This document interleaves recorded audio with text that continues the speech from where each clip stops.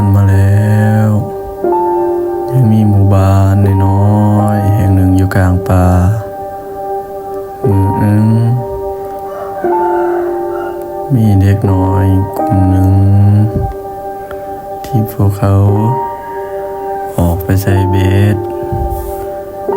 ในช่วงเวลากลางคืนเมื่อใส่เบ็ดแล้วพวกเขากำลังจะออกยามเบ็ดเนาะแต่ว่าก็ยังมีคันเบ็ดที่หาบ่เห็นเขาจึงรอหายามเบ็ดเกือบมืดคืนในคืนมื้อนั้น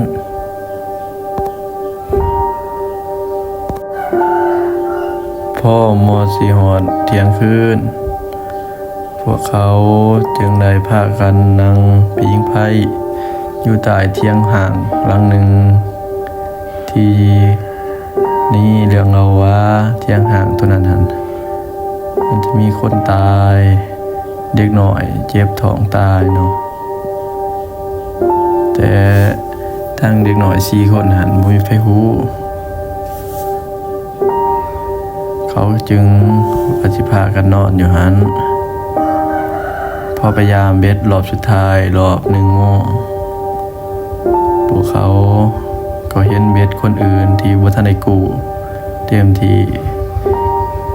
โตก็ถามหมู่ว่ามันคือแปลกแท้เบ็ดนี่คือบ่มีไผกู้ท้าวจันทร์ก็บอกว่า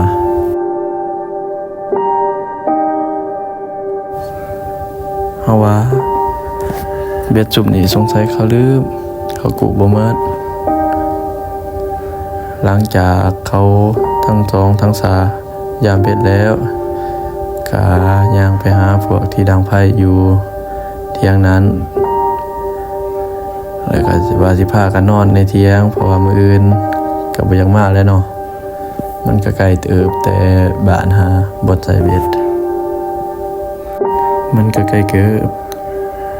แต่บ้านหาบอนพวกเขาใส่เบ็ดหันแต่พวกเขาก็นอนประมาณตี 3หาตี 4ถ้าโตก็ห้องขึ้นมาว่าซอยแหน่ถ้าจันก็บ่ฮู้สิจะได้ปลุกจังได๋ถ้าโตก็บ่ตื่นเพิ่นก็ไม่เอาน้ำสาดใส่หน่อยนึงถ้าโตก็หูเมื่อขึ้นมาถ้าโตก็ว่าสิบ่กู้เอาเบ็ดซ้ำว่าสิมาเลยแต่ตาจันก็บอกว่าเสียดายเบ็ดจึง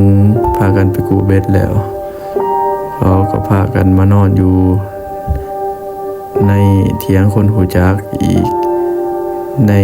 บ่ไกลจากบ่นั้นปานใดแต่ผีตัวนั้นก็ยังมากับ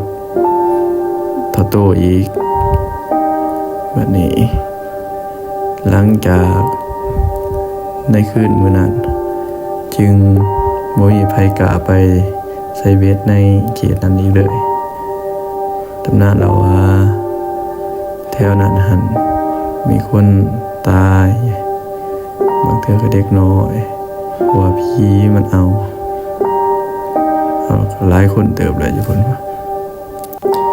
หลังแต่พวกนี้มาแต่ก็บ่สามารถไปไกลจังนั้นเลยบ่หานเนาะว่าความว่าญาณนี่ญาณแฮง